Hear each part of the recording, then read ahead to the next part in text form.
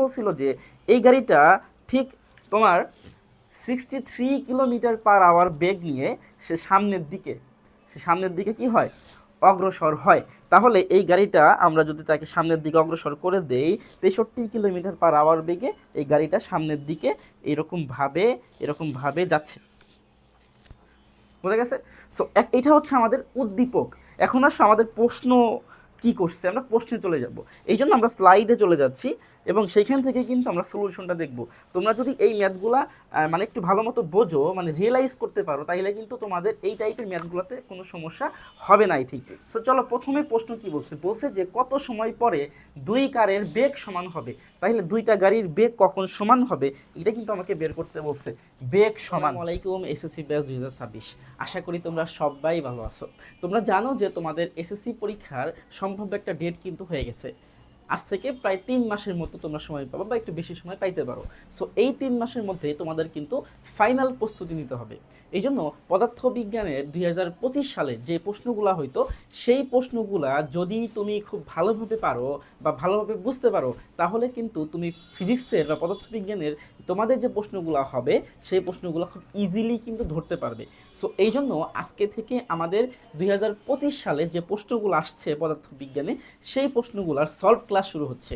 So এই ক্লাসগুলো তো প্লেলিস্ট আকারে পাবা। সো আজকে আমরা ঢাকা বোর্ড 2025-এর গতি চ্যাপ্টার থেকে যে প্রশ্ন হয়েছে একটা, সেই প্রশ্ন সমাধান করব। সো চলো আমরা বেশি কথা না বলে আমরা সমাধান 2025-এ যে প্রশ্নটা আসছিল গতি চ্যাপ্টার থেকে সেই প্রশ্নটা আমরা একটু বুঝে নেই।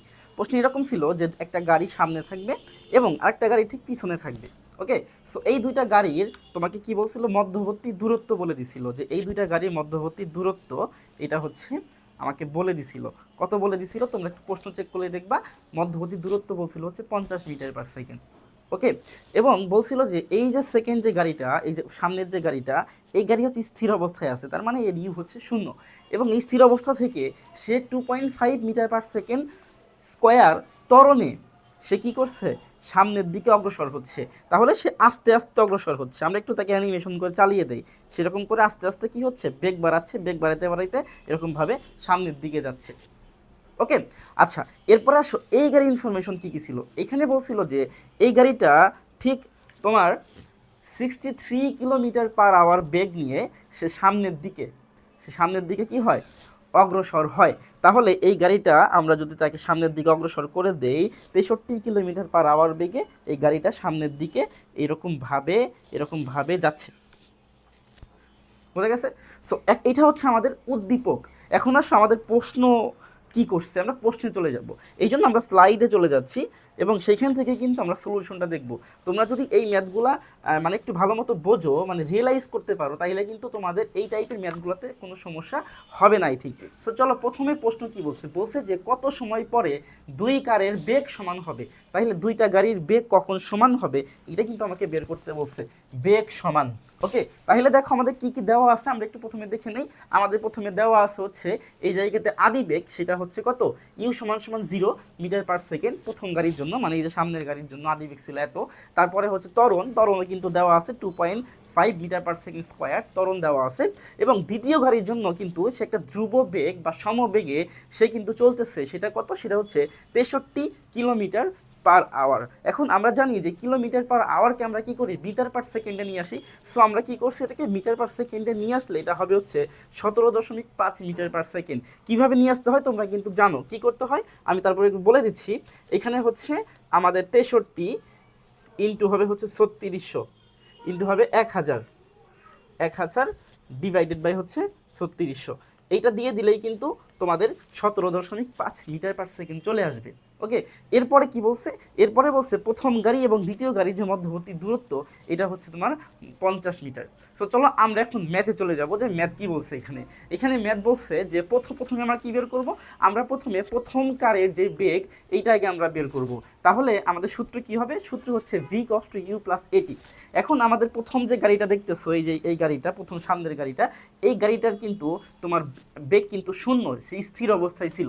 তার মানে আমরা 0 যদি বসিয়ে দেই, এ ত্বরণ কত, এই যে 2.5 মিটার পার সেকেন্ড স্কোয়ার।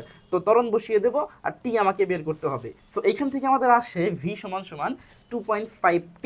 ওকে, এরপরে আসো আমরা বলছিলাম যে কখন বেগ সমান হবে সেই সময়টা বের করতে হবে। তাহলে বেগ সমান মানে কি? বেগ সমান মানে হচ্ছে প্রথম গাড়ি এবং দ্বিতীয় গাড়ি দুইটার বেগই সমান কোথায় হবে?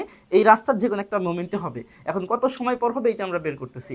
তাহলে আমরা বলবো যে বেগ সমান যদি হয় তাহলে প্রথম গাড়ির যে বেগ যেটা কিনা হচ্ছে 2.70 আর পরবর্তী গাড়ির যে বেগ এটা কত বের করছিলাম 17.5, এই দুটাই কিন্তু সমান হবে যেহেতু বেগ সমান বলছে। তাহলে এখান থেকে আমরা যদি টি বের করি তাহলে কিন্তু নর্মালি আসবে হচ্ছে 7 সেকেন্ড।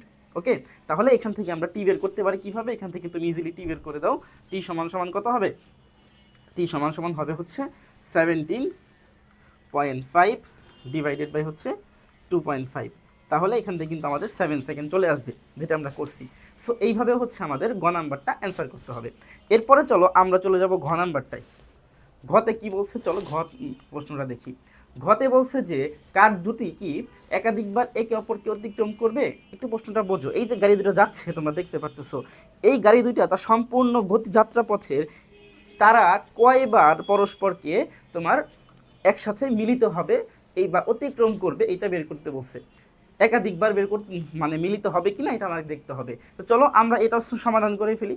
প্রথমে আমরা দেখব যে প্রথম কারের অবস্থান, এই যে প্রথম যে গাড়িটা এইটা আসলে সে কি কতটুকু অতিক্রান্ত দূরত্ব করছে সেটা হচ্ছে কি হবে s equals to ut plus half at square দিয়ে আমরা করব।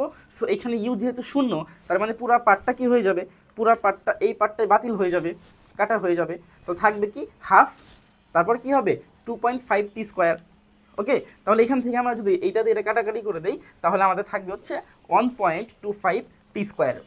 ওকে, তাহলে আমাদের প্রথম গাড়ির অতিক্রান্ত দূরত্ব এটা আমাদের বের হয়ে গেল 1.25 টি স্কোয়ার। এরপর আসো দ্বিতীয় কার যেটা আছে সেই দ্বিতীয় কারের অবস্থার পরিবর্তনটা কি? সেটা হচ্ছে যেহেতু দ্বিতীয় কারটা কত 50 মিটার ঠিক পিছনে ছিল আর এইটা টোটাল কি ছিল? এইটা হচ্ছে তোমার ডিরেক্ট S1 ছিল, এটা কি ছিল S1, ঠিক আছে S1 ছিল।